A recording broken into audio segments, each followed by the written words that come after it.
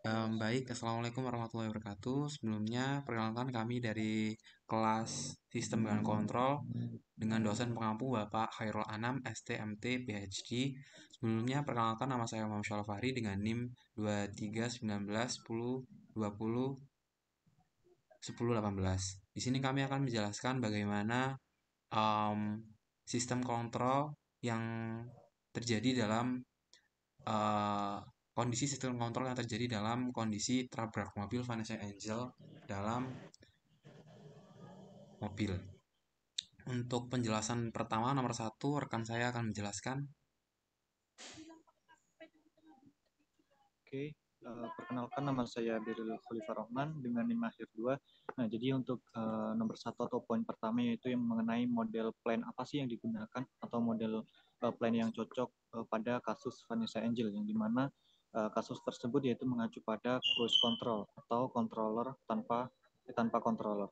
Jadi di sini kita dapat menggunakan pada persamaan dinamika untuk mobil Vanessa Angel yang dimana persamaan dasar dinamika mobil di sini mengacu pada hukum dasar fisika, yaitu menggunakan hukum Newton 2, di mana F sama dengan M dikali A, yaitu dengan F merupakan suatu gaya, M merupakan massa dengan satuan kilogram, dan juga A merupakan percepatan atau meter per second kuadrat.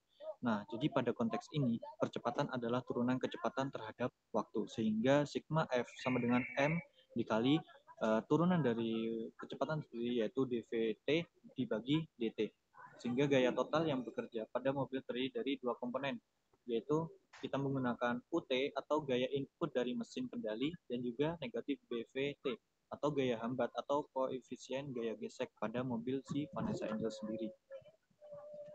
Nah, kemudian dengan diketahui fungsi-fungsi sebelumnya, yaitu didapat M dikali dVt dibagi dt, yaitu sama dengan negatif BVT ditambah UT, atau UT sendiri merupakan sinyal kendali, dan juga min BVT yaitu merupakan gaya koefisien hambatnya.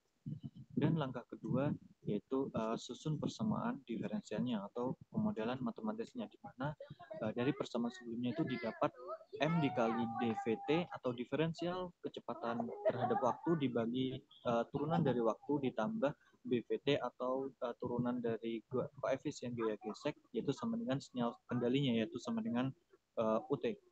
Kemudian setelah kita mendapatkan persamaan diferensialnya, kita masuk ke proses transformasi ke domain Laplace S, yaitu kita dapat mengasumsikan bahwa kondisi awal kecepatan V0 yaitu sama dengan 0 meter per second. Kemudian kita dapat melakukan transformasi Laplace, yaitu yang pertama Laplace kecepatan T atau Laplace Vt yaitu sama dengan Vs. Kemudian Laplace dVt per dt yaitu sama dengan S dikali Vs.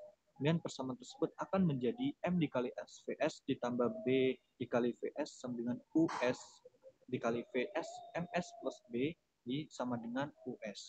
Kemudian setelah kita masuk ke transformasi Laplace ke domain S, kita masuk ke fungsi alihnya atau transfer function, di mana fungsi alih sendiri merupakan suatu rasio antara output dan juga input dalam domain Laplace S, di mana fungsi alih biasanya disimbolkan dengan GS, yaitu sama dengan output dibagi dengan input, atau VS dibagi dengan US, yaitu sama dengan 1 dibagi MS plus B.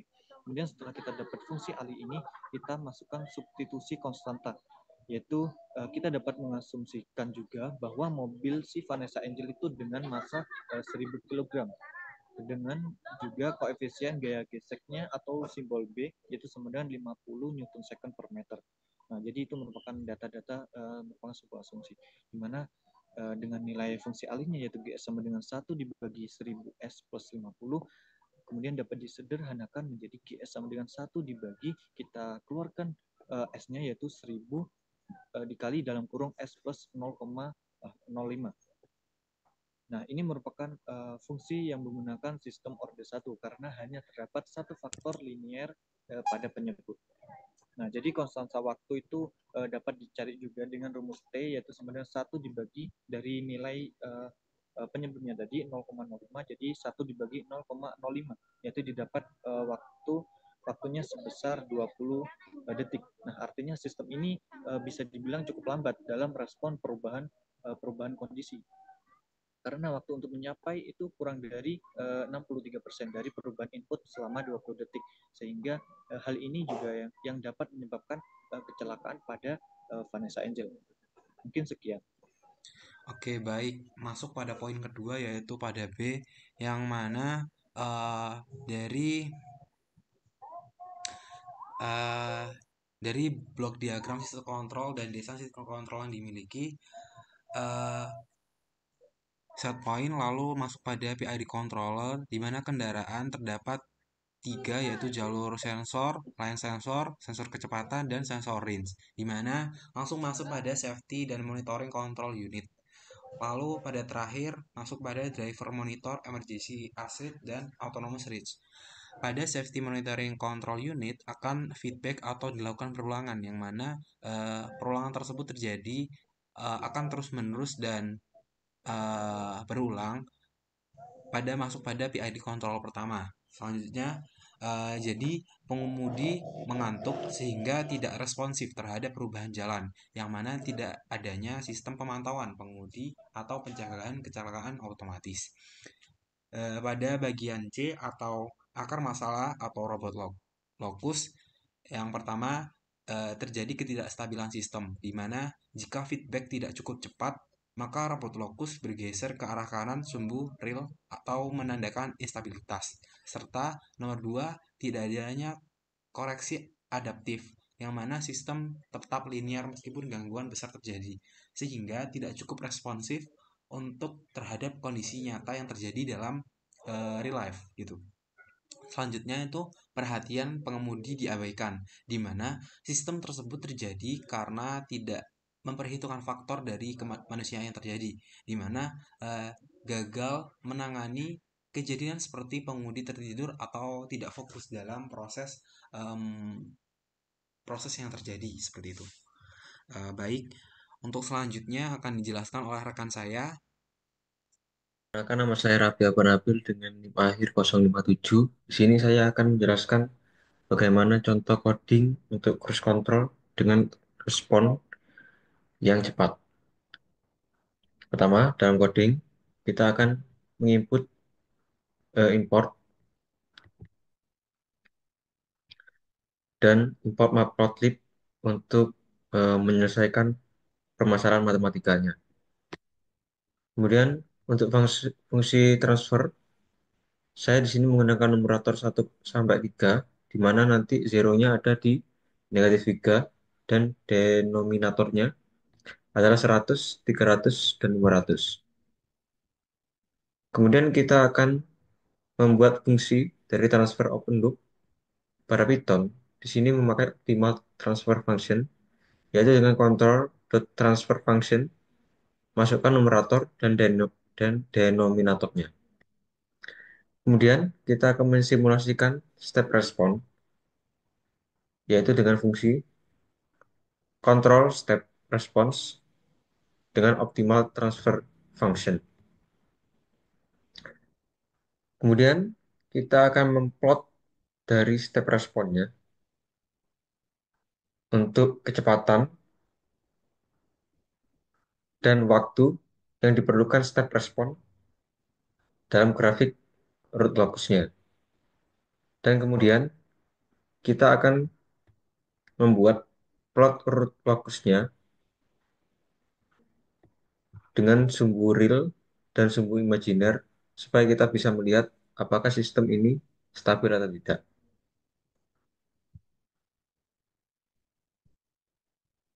Dapat dilihat pada grafik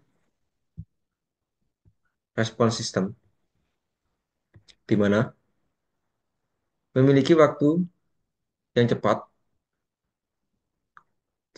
untuk waktu naiknya yaitu 1 sekon, sekitar 1 sekon, dengan overshoot yang hanya sedikit dan memiliki grafik akhir yang tidak berosilasi, sehingga denominator dan numeratornya cukup bagus untuk digunakan pada sistem cruise control.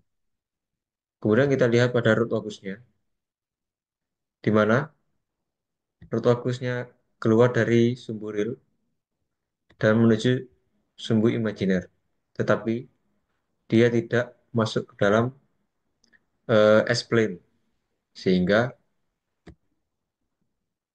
sistem akan tetap stabil karena dia tidak keluar dari S-plane-nya. Maka dapat disimpulkan, yaitu step respon grafik menunjukkan seberapa cepat dan harus sistem cruise control untuk mencapai model yang diinginkan. Kemudian, Rutocus juga menunjukkan pergerakan pole system saat gen berubah. Bentuknya juga cenderung di sepanjang sumbu reel dan tidak keluar ke S-plane.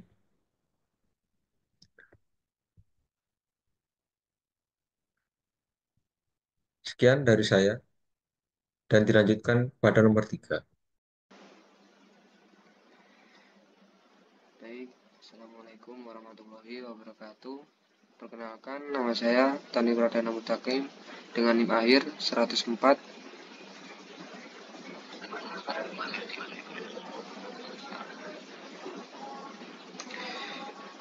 Di sini saya ingin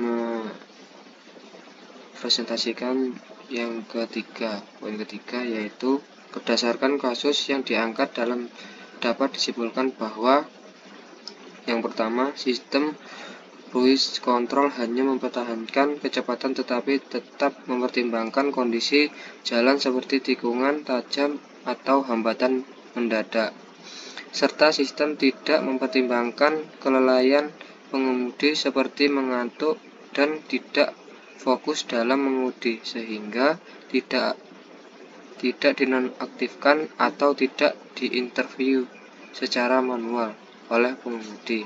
Sistem ini dapat menyebabkan kendaraan tetap melaju dengan kecepatan tinggi dalam situasi yang berbahaya.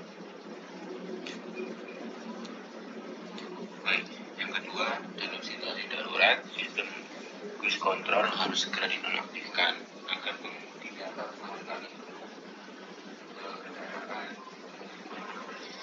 tidak ada koreksi secara adaptif yang sesuai dengan keadaan yang sudah nyata. Jika pengemudi lalai atau tidak menyadari ketinggalan input maka risiko kehilangan kendali atas kendaraan akan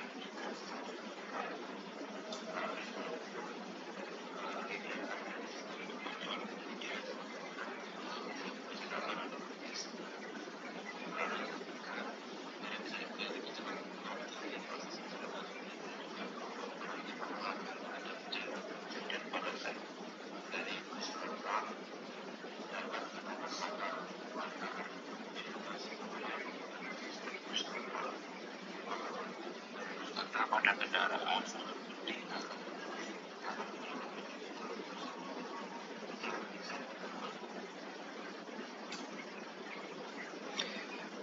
Sekian dari presentasi kelompok kami. Mohon maaf apabila ada kata yang kurang berkenan. Wassalamualaikum warahmatullahi wabarakatuh.